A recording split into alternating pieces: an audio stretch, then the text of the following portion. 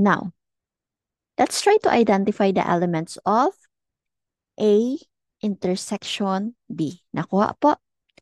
Nakuha ang pagkakaiba ng union and intersection? Okay, when it comes to symbol, it's obviously binaliktad lang siya na U. Okay po. And when it comes to interpretation, intersection is also interpreted as, for me lang ha, this also wait lang. This is also interpreted as and.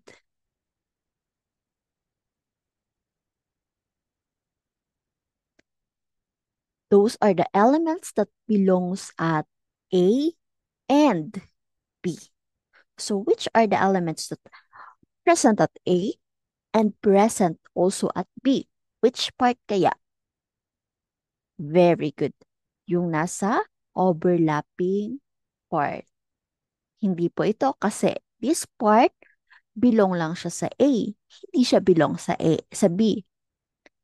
We need the elements that belongs A and belongs to B. Hindi din po ito. So, this part lang. Yung nasa intersection lang. From its name, intersection.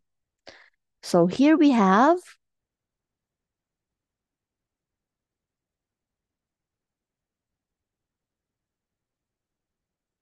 the following elements. Let us try.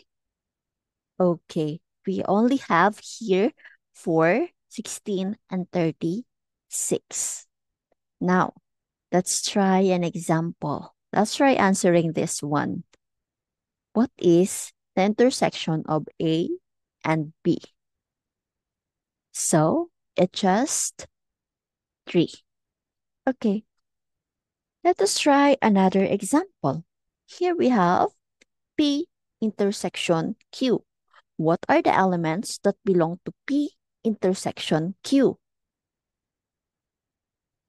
Okay, inside the overlapping part, here we have 12, 6, and 18.